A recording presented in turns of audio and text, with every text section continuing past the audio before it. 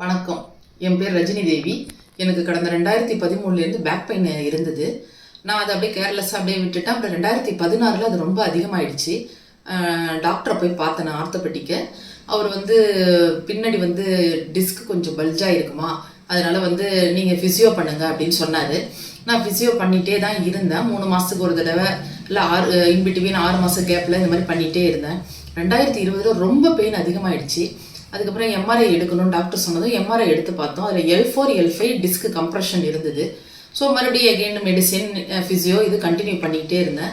அதுலேருந்து என்னால் நல்லா நடக்க முடியாது, உட்கார முடியாது, ஒரு இடத்துக்கு ஃப்ரீக்வெண்ட்டாக போக முடியாது. அப்படியே தத்தி தான் நான் நடக்கிற மாதிரி இருந்தேன். என்னால் நிமிர்ந்தே நல்லா நடக்க முடியாது. இது என்ன இப்படியே இருக்குன்னு சொல்லிட்டு டாக்டரை கேட்டதுக்கு, இல்லை கொஞ்சம் கொஞ்சமாக சரியாயிடும்னாங்க. ஆனால் எனக்கு சரியே ஆகலை. கடந்த 2025 ஜனவரி மாதம் ரொம்ப பெயின் அதிகமாகிடுச்சு. பேக் பெயின் அப்படியே கூணு விழுந்த மாதிரி ஆயிடுச்சு. படுத்த படுக்கே ஆகிட்டேன். அதுக்கப்புறம் எனக்கு ரைட் லெக்லேயும் பெயின் ஸ்டார்ட் ஆகிடுச்சு. என்னால் எழுந்து நிற்கவே முடியல, நடக்க முடியல, வாஷ்ரூம் கூட போக முடியல, உட்காந்து சாப்பிட முடியல, படுத்துக்கிட்டே சாப்பிட ஆரம்பித்தேன். படுத்தே தான் கிடந்தேன் நான். மறுபடியும் எம்ஆர்ஐ எடுத்து பார்த்ததில் L4 L5 டிஸ்க் கம்ப்ரெஷனோட L5S1 கம்ப்ரெஷனும் ஆயிருக்கு அப்படின்னு சொல்லிட்டாங்க. அந்த L5S1னால எனக்கு சயாட்டிக்கா ப்ராப்ளமும் ஸ்டார்ட் ஆயிருக்கு. அதுதான் உங்களுக்கு அந்த பிரச்சனையை கொடுக்குது அப்படின்ட்டாங்க. கையெல்லாம் எனக்கு கோணிக்கும், கால்லாம் கோணிக்கும். என்னால் காலை கீழே வைக்க முடியாது, தொடையை கீழே வச்சு உட்காரவே முடியாது நிமிந்து. அந்தளவு நான் பெயினை ரொம்ப பெயினை நான் கடந்து வந்திருக்கேன்.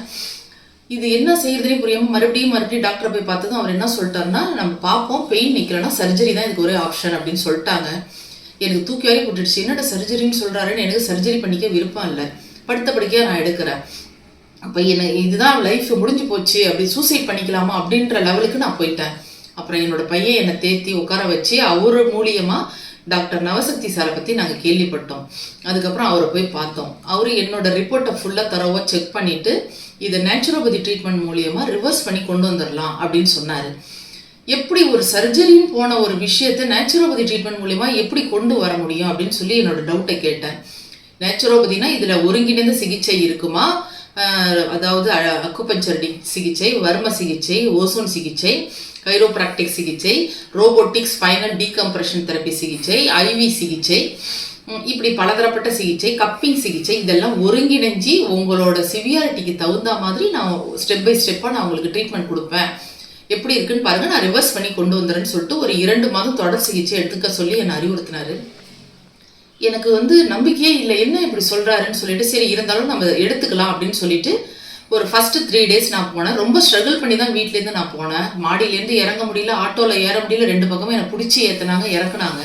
3 நாள் போயிட்டு வந்த பிறகு 4வது நாள்லேருந்து என்னோட தொடையெல்லாம் கீழே வச்சு, காலை கீழே வச்சு நல்லா என்னால் சேரில் எழுந்து உட்கார முடிஞ்சுது. 5வது நாள் என்னால் நிற்க முடிஞ்சது. 6வது நாள் நடக்க முடிஞ்சுது. ஸ்டெப் பை ஸ்டெப்பாக அவர் டெய்லி என்ன பண்ணுதுன்னு கேட்டு ஒரு சிகிச்சையாக எனக்கு இன்ட்ரோடியூஸ் பண்ணி கொஞ்சமாக அதை ரிவர்ஸ் பண்ணி இப்போ எனக்கு ஃபுல்லாக பெயின் ரிலீவ் ஆயிடுச்சு. என்னால் நல்லா நிமிர்ந்து நிற்க முடியுது, நடக்க முடியுது, ஒரு இடத்துக்கு போக முடியுது, வர முடியுது. இதுக்கு முழு காரணம் டாக்டர் நவசக்தி சார் தான். அவரோட நேச்சுரோபதி ட்ரீட்மெண்ட் தான். அது ஒரு எக்ஸலண்ட்டான ஒரு ட்ரீட்மெண்ட். ஏன்னா பாதிக்கப்பட்ட எனக்கு தான் தெரியும் அதில் இது எப்படி நான் சஃபர் ஆனால் அதுலேருந்து எப்படி நான் ஸ்டெப் பை ஸ்டெப்பாக விடுபட்டேன் அப்படின்றது எனக்கு மட்டும்தான் தெரியும். ஸோ அவர் இந்த ட்ரீட்மெண்ட்டு நகரப்புறங்களில் மட்டும் இல்லாமல் கிராமப்புறங்களுக்கும் அவர் கொண்டு போய் இதை சேர்க்கணும் அப்படின்றது எங்களோட விருப்பம். அவர் ரோட்டரி கிளப் மூலியமாக நிறைய சேவைகள்லாம் செஞ்சுட்டு வர்றாரு. அதை தொடர்ந்து அவர் செய்யணும். பல பேர் என்ன மாதிரி பாதிக்கப்பட்டவங்களுக்கு அவர் தொடர் சிகிச்சை கொடுத்து நல்லபடியாக ஆக்கணும் அப்படின்றது எங்களோட விருப்பம். என்னை பழைய நிலைமைக்கு கொண்டு வந்த டாக்டர் நவசக்தி சாருக்கு தான் முதல்ல நன்றி சொல்லணும். And thanks to holistic wellness care centre. Happy naturopathy day sir. Thank you.